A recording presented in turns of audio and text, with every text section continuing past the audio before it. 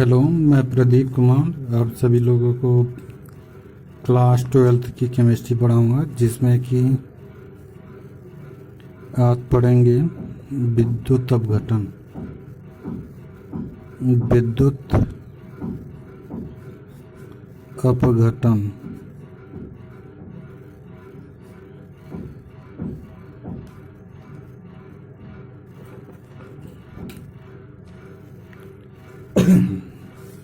इसको कहते हैं इलेक्ट्रोलिसिस।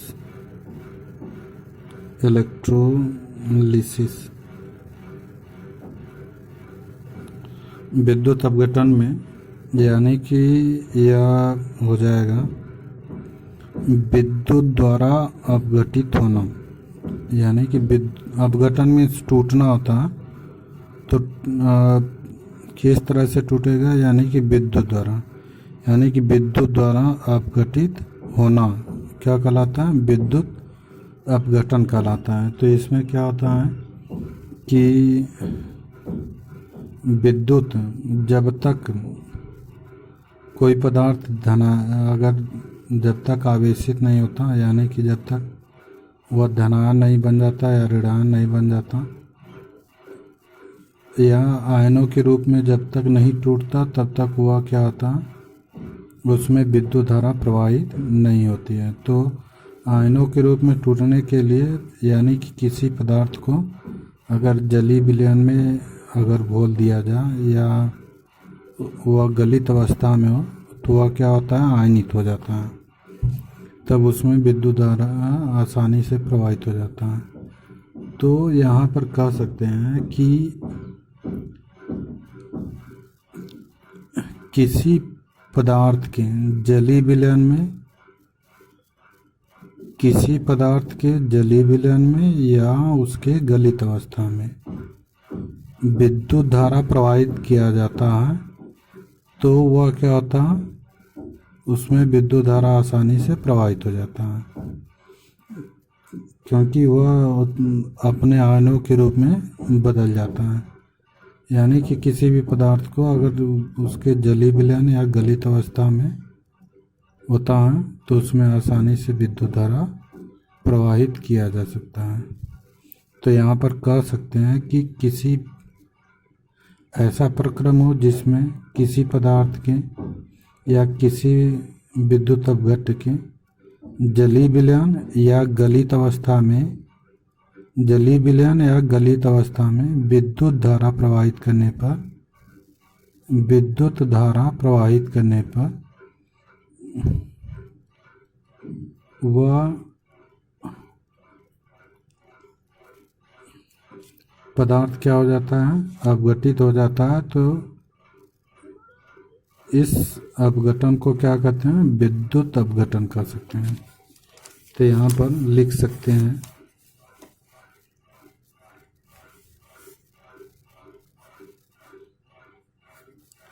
ऐसा प्रक्रम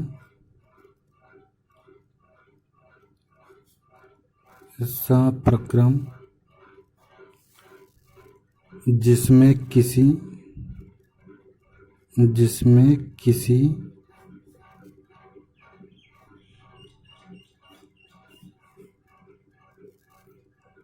विद्युत अपघट्य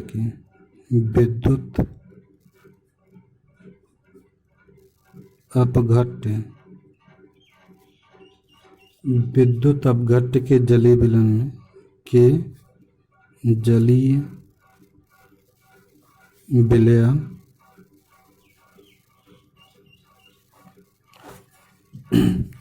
जलीय विलयन या उसके गलित अवस्था में विद्युत धारा प्रवाहित करके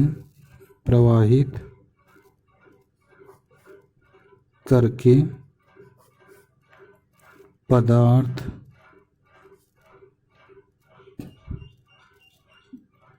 का अपघटन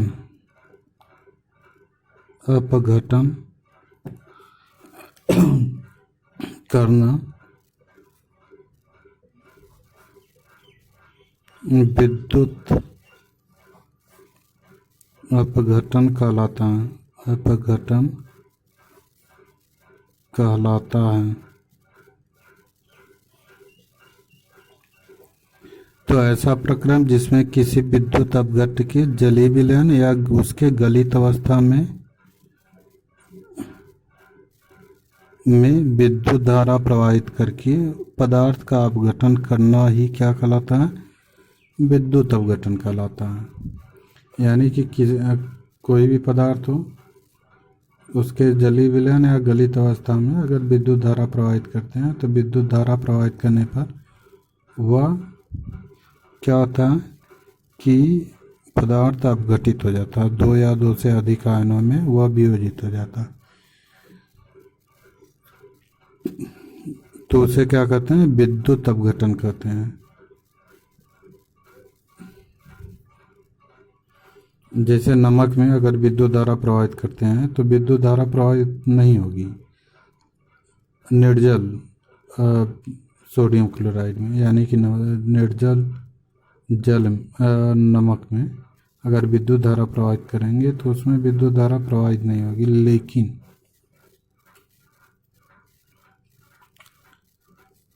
लेकिन अगर उसको जल में घोल देंगे या थोड़ा सा पानी मिला देंगे तो वह क्या होता है? वह तुरंत अपने आयनों में आयनित हो जाता है, Na+ और Cl- तो ऐसे अपघटन को क्या कहते हैं? विद्युत अपघटन कहते हैं। तो यहाँ पर करके एक और परिभाषा लिख सकते हैं, या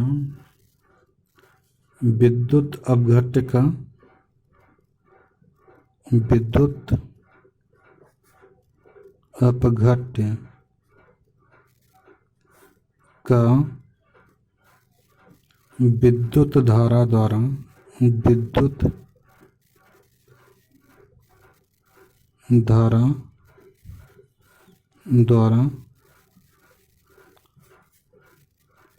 अपघटन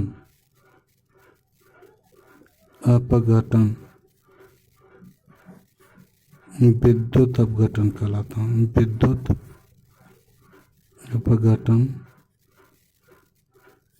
कहलाता है।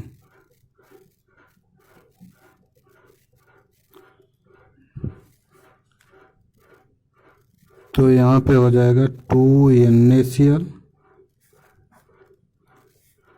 यह बनाएगा 2Na और Cl2।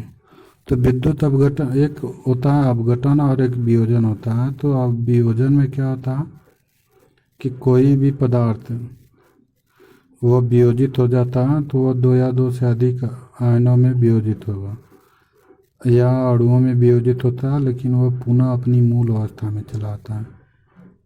और वियोजन में ज़्यादातर आयन बनते हैं, लेकिन अपघटन में क्या होता है कि वह जब भी अलग होते हैं तो वह पुनः अपनी मूल अवस्था में नहीं आ पाते, और यह जब भी अलग होते हैं अपघटन में तो वह हमेशा अणुओं के रूप में अपघटित होते हैं, अणु के रूप में अपघटित होते हैं, आयन के रूप में अपघटित नहीं होते हैं। तो यहाँ पर अगला, तो यहाँ भी जो NaCl में भी अगर विद्युत धारा प्रवाहित करेंगे तो यह Na में टूटता है, Na परमाणु में, और Cl2 अणु में टूट जाता है।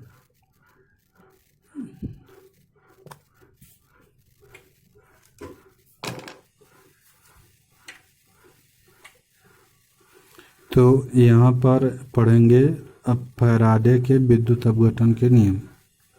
फैराडे ने विद्युत अपघटन का नियम दिया है। तो यहाँ पे फैराडे के विद्युत अपघटन अपघटन का नियम, यानी कि फैराडे के विद्युत अपघटन का नियम। तो विद्युत अपघटन पर या फैराडे ने अपना नियम, दो नियम दिए हैं। तो यहाँ पे पढ़ेंगे।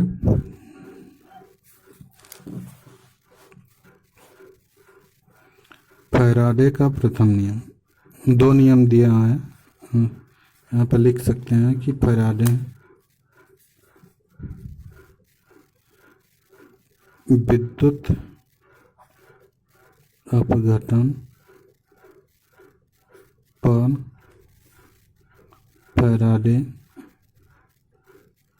फैराडे ने दो नियम दिया है। पहला होगा फैराडे का प्रथम नियम। फैराडे का प्रथम नियम,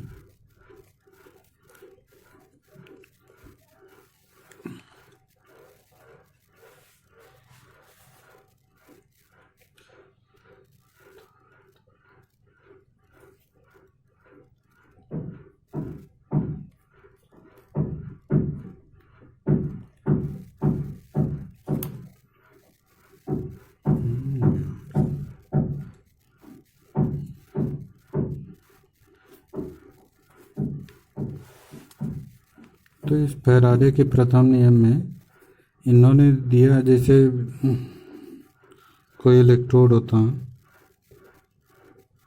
यहाँ पर जैसे सेल होता है, सेल में दो इलेक्ट्रोड होता है, और इस सेल में जब विद्युत धारा प्रवाहित की जाती है तो यहाँ पर जो विलयन इसमें रखा रहता है,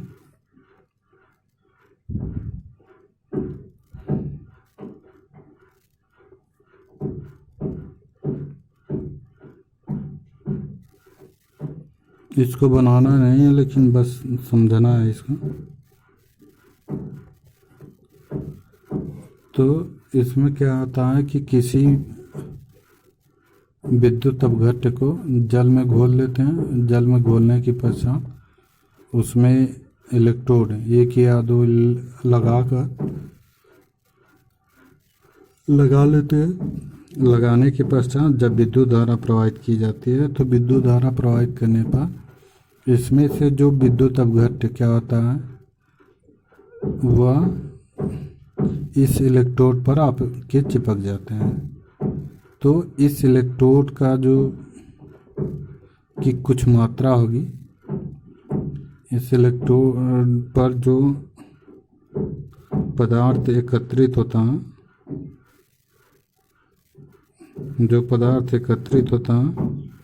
वह क्या होता है कि यहाँ पर कुछ मात्रा में होगा।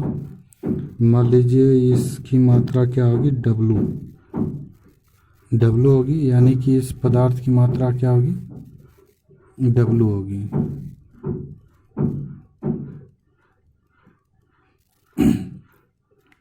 W होगी, और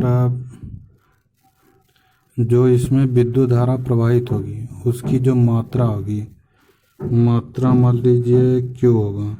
तो यह जो W का मान है वह Q पर निर्भर करता है। यानी कि अगर विद्युत की मात्रा अधिक होगी तो विद्युत, यानी कि यह पदार्थ ज़्यादा से ज़्यादा आके चिपकेगा, और विद्युत धारा की मात्रा कम होगी तो पदार्थ की मात्रा कम मिलेगी।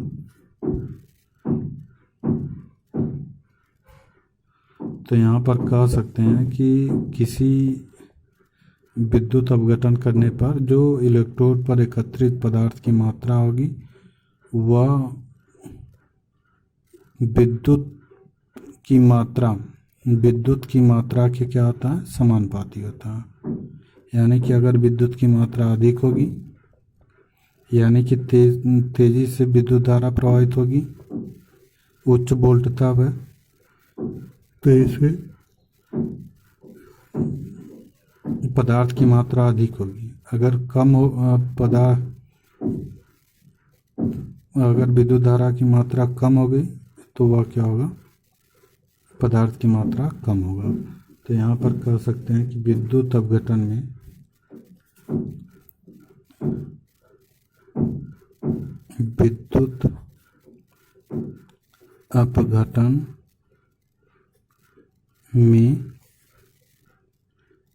किसी इलेक्ट्रोड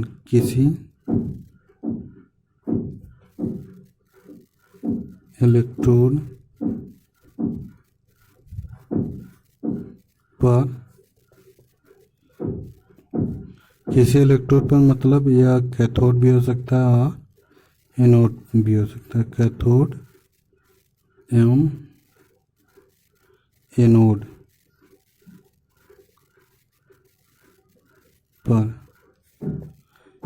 पर एकत्रित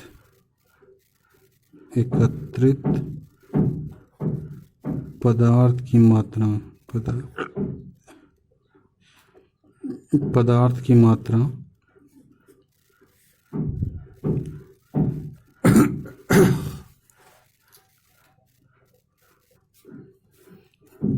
की मात्रा विलयन में प्रवाहित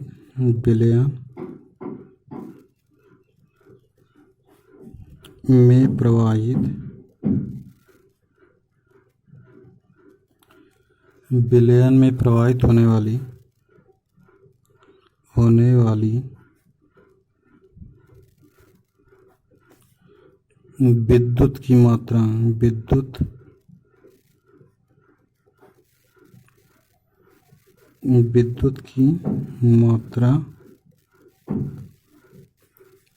के समानुपाती होती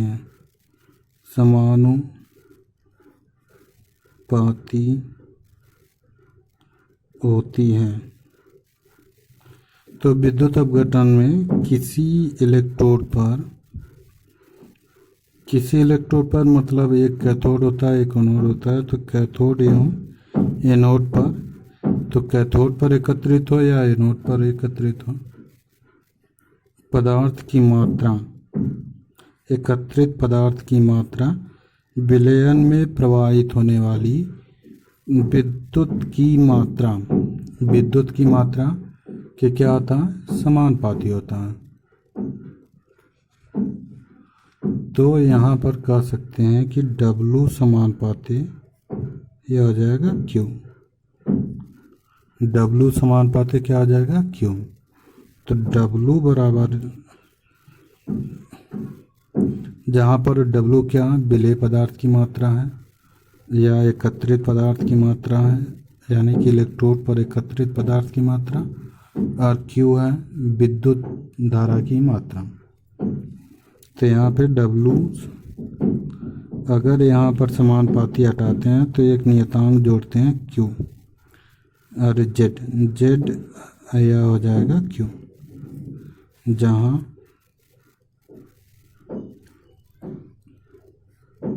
Z एक नियतांक होगा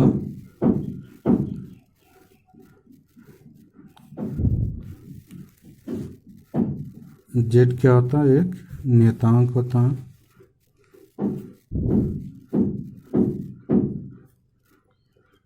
जिसे कहते हैं विद्युत रासायनिक तुल्यांक।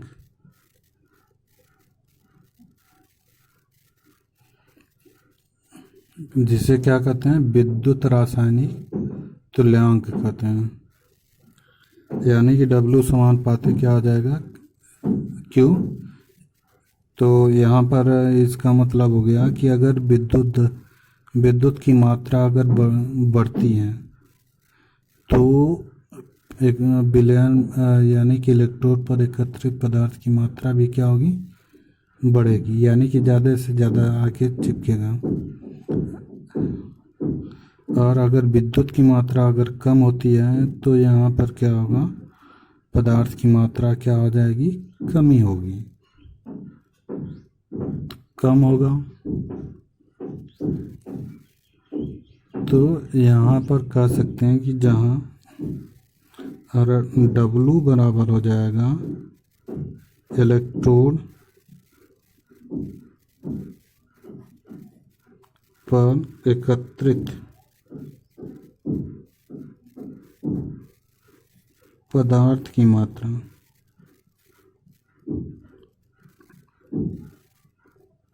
इलेक्ट्रोड पर एकत्रित पदार्थ की मात्रा, और Q जो होगा यह प्रवाहित विद्युत धारा की मात्रा होगा, प्रवाहित विद्युत धारा की मात्रा, यह हो जाएगा कूलाम में, यह हो जाएगा ग्राम में।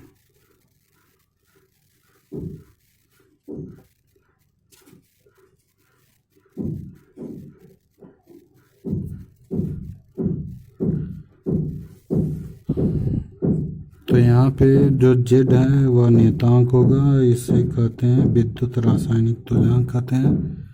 यहाँ पे जो W होगा वह इलेक्ट्रोड पर एकत्रित पदार्थ की मात्रा होगा, और Q जो होगा प्रवाहित विद्युत धारा की मात्रा होगा। तो इसके बाद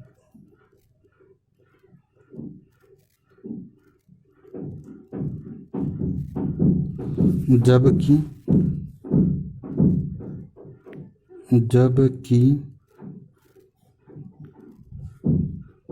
होता है Q बराबर I इंटू टी,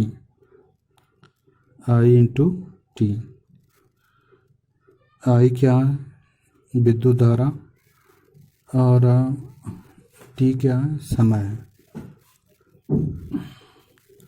तो यहाँ पर Q बराबर IT अगर रख देंगे तो यहाँ पर हो जाएगा Q W बराबर ZIT, यहाँ से हो जाएगा W बराबर ZIT।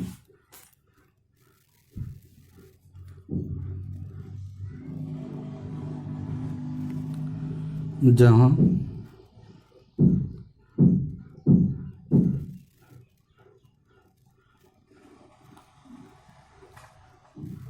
I क्या विद्युत धारा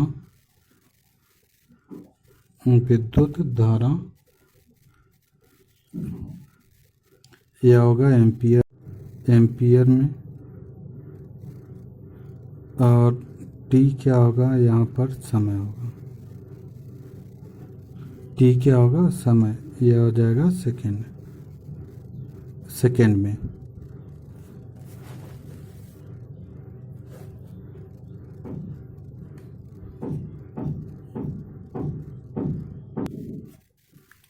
तो यहाँ पर I बराबर हो जाएगा विद्युत धारा, यह एम्पियर में मापेंगे यहाँ पर, और T क्या हो जाएगा सेकेंड हो जाएगा। तो यदि I बराबर 1 एम्पियर हो, यदि I का मान हो 1 एम्पियर और समय का भी मान क्या हो 1 एम्पियर हो, T सेकेंड है 1 सेकेंड हो, तो यहाँ पर कह सकते हैं कि I बराबर 1 एम्पियर हो और T बराबर क्या हो 1 सेकेंड हो। तो यहाँ पर क्या हो जाएगा W बराबर Z हो जाएगा।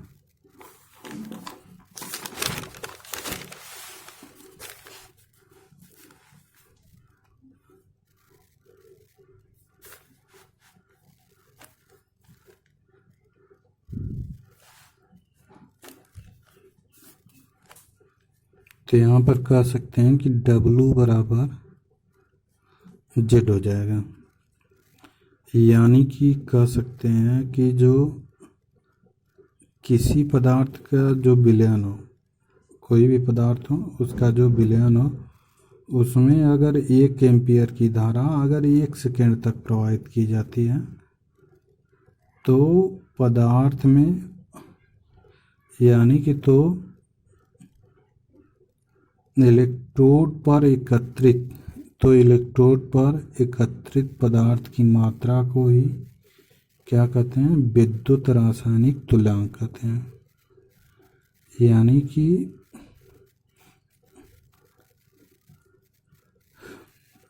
अगर किसी पदार्थ के विलयन में अगर 1 एम्पियर की धारा को 1 सेकेंड तक प्रवाहित की जाए तो जो इलेक्ट्रोड पर एकत्रित पदार्थ की मात्रा है उसे ही कहते हैं विद्युत रासायनिक तुल्यांक कहते हैं।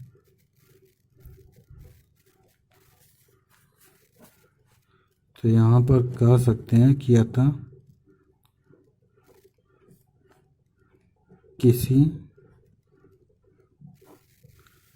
पदार्थ के विलयन में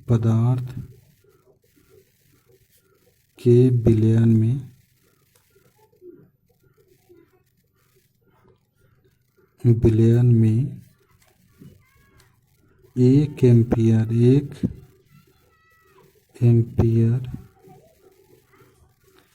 एम्पियर विद्युत धारा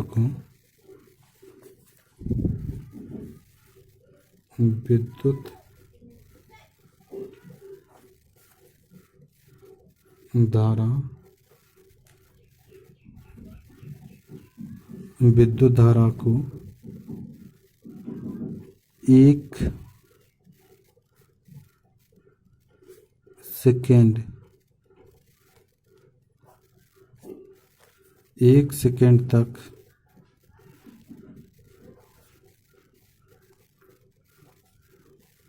सेकेंड तक प्रवाहित करने पर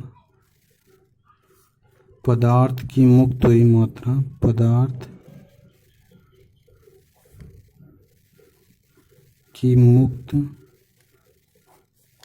हुई मात्रा ग्राम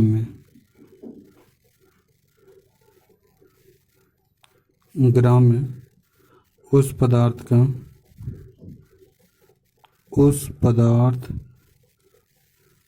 का विद्युत रासायनिक तुल्यांक कहलाता है। विद्युत रासायनिक तुल्यांक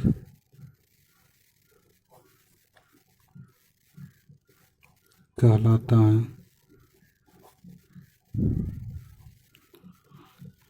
यानी कि अतः किसी पदार्थ के विलयन में 1 एम्पियर की विद्युत धारा को 1 सेकेंड तक प्रवाहित करने पर पदार्थ की मुक्त हुई मात्रा उस पदार्थ का विद्युत रासायनिक तुल्यांक कहलाता है।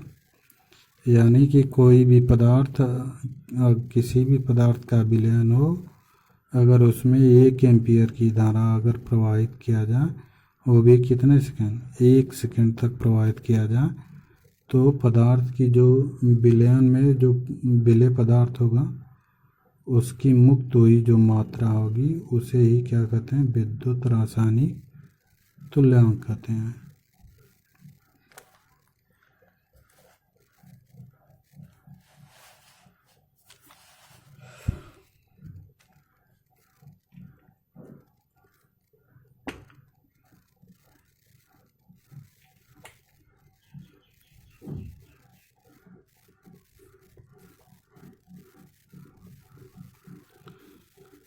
इस प्रकार कह सकते हैं कि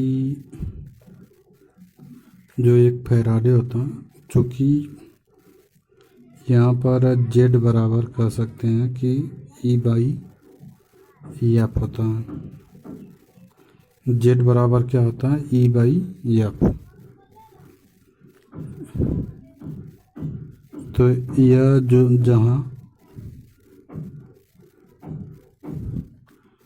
ई बराबर होता है, जहाँ ई बराबर होता है विलीन पदार्थ, विलीन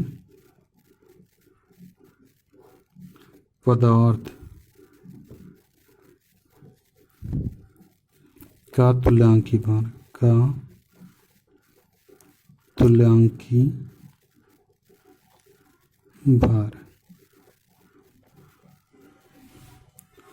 और आप सभी लोगों से यह अपेक्षा करता हूँ कि आप लोग अगर वीडियो अच्छा लगे तो एक लाइक करना मत भूलिए। और दूसरी बात कि जिनको वीडियो अगर परमानेंट सोचिए कि मिल जाए तो वह क्या हो कि वीडियो को सब्सक्राइब कर लें, ताकि रोज़ का रोज़ जो वीडियो इस पर अपलोड होता है वह वीडियो क्या हो कि तुरंत आप लोगों के पास पहुंच जाते हैं।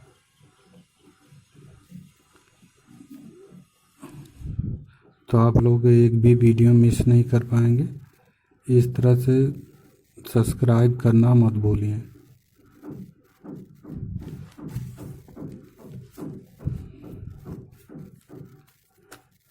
और यहाँ पर जो एफ है वह है फैराडे स्थिरांक, फैराडे स्थिरांक।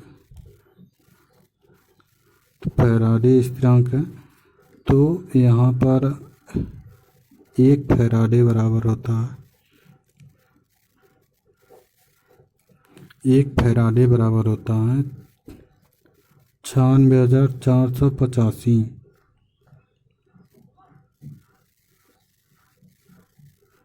यह नियर अबाउट होता है 96,500 कूलाम होता है।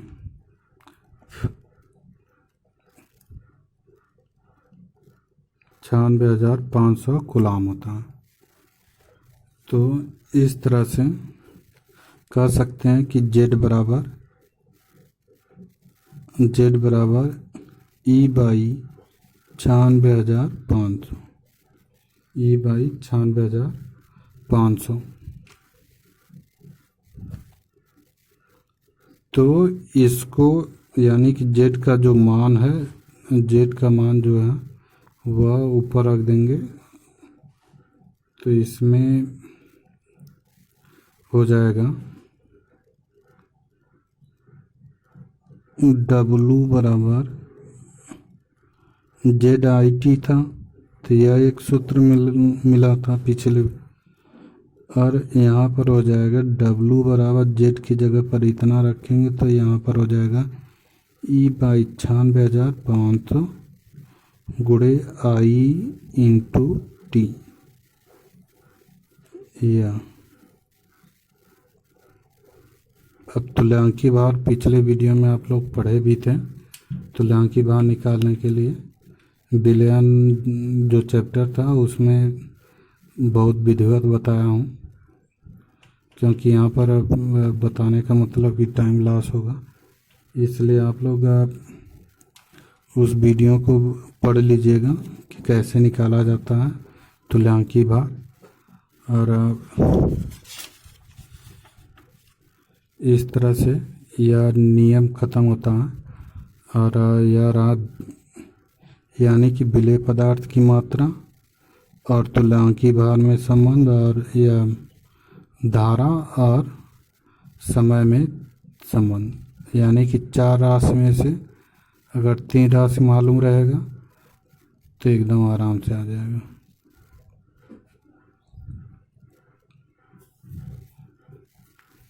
और एक बात बताना चाहता हूँ कि आप लोग वीडियो को ज़्यादा से ज़्यादा सब्सक्राइब कीजिए और ज़्यादा से ज़्यादा शेयर कीजिए और ज़्यादा से ज़्यादा अपने मित्रों को अपना वीडियो शेयर कीजिए। और दूसरी बात कि लाइक करना मत भूलिए। Thank you.